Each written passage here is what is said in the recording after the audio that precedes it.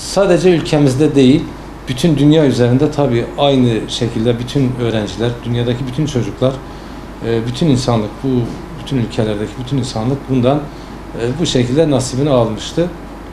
Biz de Türkiye'de bu süreçte geçen yıl ikinci dönem özellikle şunu gördük ki öğretmenin rolü çok büyük. Yüz yüze eğitimin yerini hiçbir şey tutamıyor.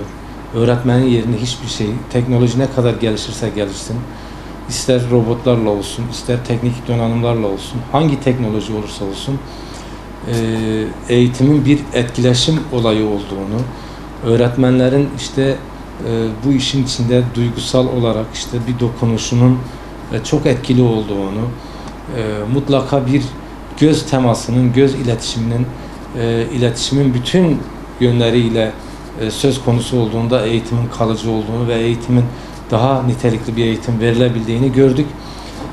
Dolayısıyla bu yıl biz Eğitim Birsen Genel Merkezi olarak Eğitim Birsen Stratejik Araştırmalar Merkezi ESAM tarafından hazırlanan Odak Analiz 5 raporumuz. Bundan önce de birkaç konu üzerine böyle bir odaklanmış raporumuz var.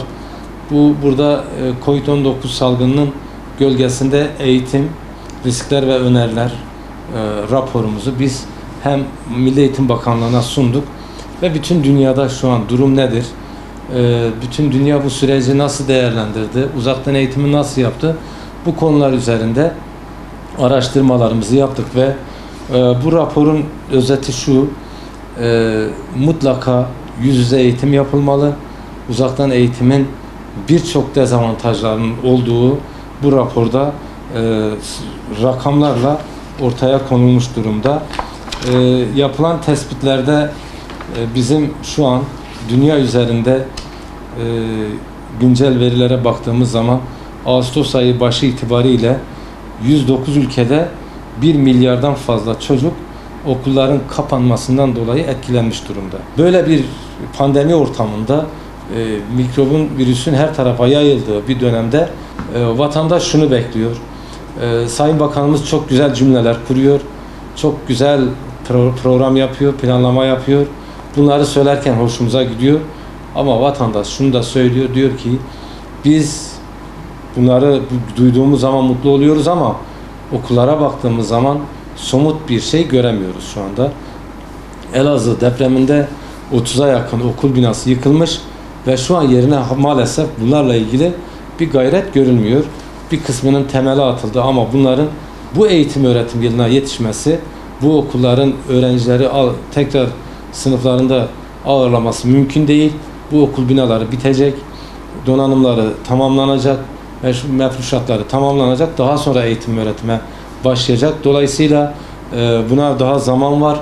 Okul binalarımız olmadığı için çoğu okulumuz binayı ortak kullanıyor. Örnek veriyorum, Elazığ Ortaokulu ile Cemal Gürsel İlkokulu aynı binayı kullanıyor. Mustafa Kemal Ortaokulu ile Yücel İlkokulu aynı binayı kullanıyor.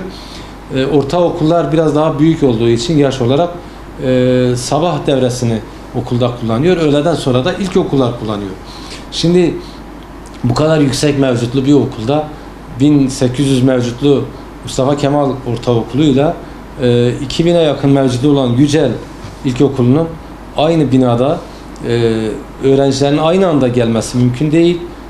Bir devre gidecekleri için, zaten okulları yıkıldığı için Mustafa Kemal Ortaokulu, bunlar tekrar yarım devrenin de yarısını kullanacaklar. Dolayısıyla biraz daha dezavantajlı duruma düşmüş durumdayız.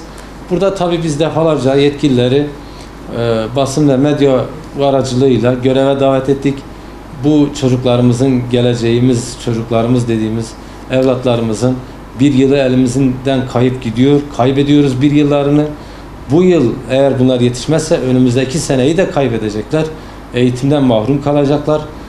Dolayısıyla bu konuda bütün sorumlu olan herkesi göreve davet ettik ve bu eğitim kurumlarımızı mutlaka hemen bitirelim ve çocuklarımız yine bu eğitim ortamlarında, okullarında, kendi binalarında eğitime devam etsinler. Burada bizim hayırsever vatandaşlarımız şu an 9 okulun yapımı için sözleşme, protokol imzaladılar. Biz diğer hayırseverlerimizden de ilimiz için böyle bir beklentimiz var. Eğitim kurumu yapma, bağışta bulunma beklentimiz var. Bu anlamdan da hayır yapan herkesin Cenab-ı Allah hayrını kabul etsin. Okul yaptıranların, bunların diğer hayırseverlerimizi de biz ilimize davet ederek en azından bu çocuklarımızın depremden etkilenen ilimizin 3-4 mahallesi yerle bir olmuş, enkaza dönüşmüş her taraf. Şu anda Elazığ'da inşaata dönüşmüş her taraf. Dolayısıyla böyle bir destek bekliyoruz Elazığlılar olarak.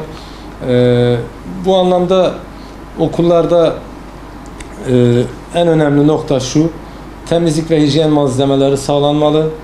Bunlar okul girişi ve uygun yerlerde konulmalı. Temizlik personeli sayısı artırılmalı.